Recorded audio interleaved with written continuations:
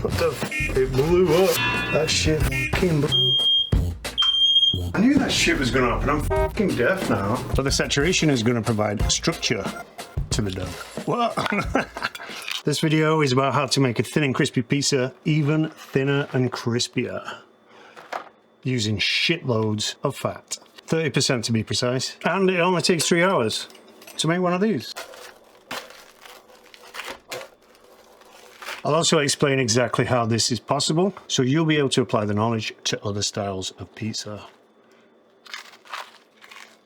This recipe calls for soy lecithin. You can get it for cheap from Amazon. It's not totally essential, but in testing different recipes for this video, those made with it were better, if only marginally, than those made without it. Before you get cracking, you'll need to clarify 45 grams of butter and add it to 45 grams of refined coconut oil. To clarify butter, simply melt on low to medium heat and remove any of the milk solids that you'll see separate from the oil underneath. Mixing the clarified butter in with the coconut oil gives us the saturation, highest saturated fat content of the coconut oil and the highest smoke point of the clarified butter. Once you've mixed the two fats together, let them cool down a bit till they become semi-solid again. You can speed this process up by sticking it in the fridge, but if it gets too solid, if you leave it in there for too long and it turns rock hard, like me, you need to soften the fat again. We do want it to be semi-plastic, like this, you see? Semi-plastic. You want it to be semi-plastic because we want it to recrystallize, basically regain its crystalline form, because the crystals are really useful. They're useful for making pizzas more bubbly, which is really useful for thin crust pizzas. And you'll find out why later in the video. Crystalline, but still easy to work with.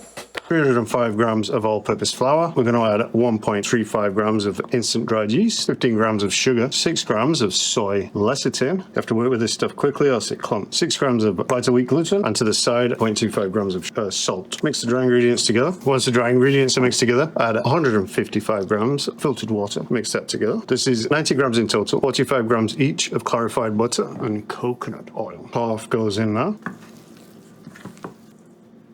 You have to incorporate the rest slowly, bit by bit. 2 minutes of kneading to develop the gluten. And we'll add some more fat. Now we go bit by bit, roughly a quarter of the remaining fat at a time. Once each quarter has incorporated, you put the next one in. And you know when it's incorporated, because you'll feel it. 1 minute or two to incorporate each time, a little bit more. With the last bit of fat going in for 90 grams in total. And it's at this point we're going to add the salt as well. 8 grams of salt. And we're going to give it about 3 or 4 more minutes kneading. Not a time lapse, not a time lapse. Okay, we've been kneading it for 3 or 4 minutes. Now we're going to rest it. Make it into a ball. We're going to rest it covered at room temp for 15 minutes.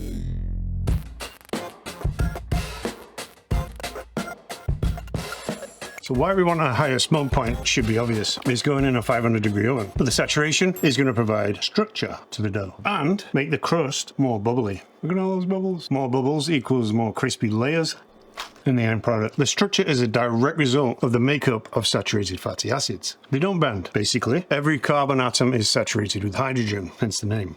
If they weren't saturated with hydrogen or unsaturated, they bend at the places where hydrogen is absent. And it's for these reasons why oil is liquid and butter is solid, at room temperature anyways. The straighter shape of the saturated fatty acids results in them linking together and then they form crystals. And voila, you have butter or coconut oil. In the simplest terms, if you start out with structure, you end up with structure. Also, those crystals that provide that structure help keep bubbles in the dough intact. And they do this by providing an anchor for the gas bubbles during mixing. Basically, gas bubbles that would normally join together are prevented from doing so when there's a crystal in between them. And thus, there will be more bubbles overall. The soy lecithin in this recipe, lecithin, also helps with creating more bubbles. It also helps keep the whole mixture homogeneous. It is itself a fat. Soy lecithin is an emulsifier. Emulsifiers allow fats and water to bond together, meaning that they're not competing with each other to occupy the same flour particles. We're going to eyeball it into 2 pieces and make them into a fatty dough ball. One, we're going to put in the fridge for an indefinite amount of time. And the other one, we'll rest at room temperature for 3 hours. After about 2 hours of this resting, I'll turn the oven on so it can preheat for 1 hour. Put the temperature on the oven for 500 degrees. This has been at room temperature for 3 hours. And for the last hour, the oven has been preheating on 500 degrees Fahrenheit. This is a mixture of flour and semolina. Dust your counter and roll the pizza out. Keep turning it after every time you roll. So keep the pizza round. Keep repeating these steps until it's very thin. Gonna punch the edge down 1.8 millimeters. This is just room temp sauce, basic sauce. I have plenty of videos where I make sauce. This video is not one of them. Make sure you go as close to the edge as you can. Thin crust is not about having a big crust on the end. Some cheese I pre-grated, mozzarella, low moisture. And there's also some white cheddar and jack cheese. It's grated thick so that it melts slower. Fresh oregano, which is fine to put on your pizza before it bakes because all of the flavors are locked in and it needs heat to release. And because this piece is so wide, I have to use the wide peel. Right into the top shelf. Turns out the steel was too small as well. I'm going to try and get that pizza off that peel now without fucking it up. Look at it. Look at that. With some Evo.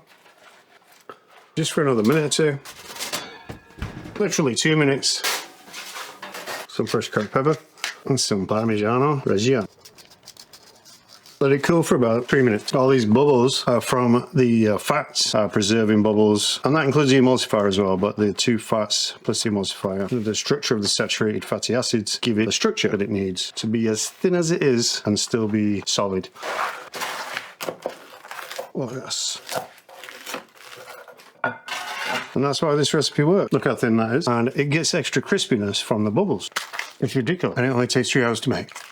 That fat is acting like a bridge. It's almost as if it's bolstering the network of the gluten, allowing it to expand more, keep its shape when it gets there. Basically, in short, no pun intended. Thanks for watching this. See you next time, baby.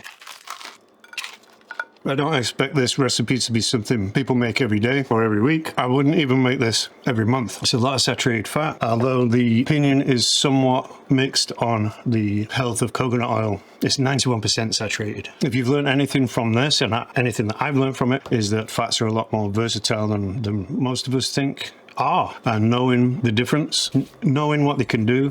This recipe really kind of exaggerates what they can do. Fucking blah, blah, blah.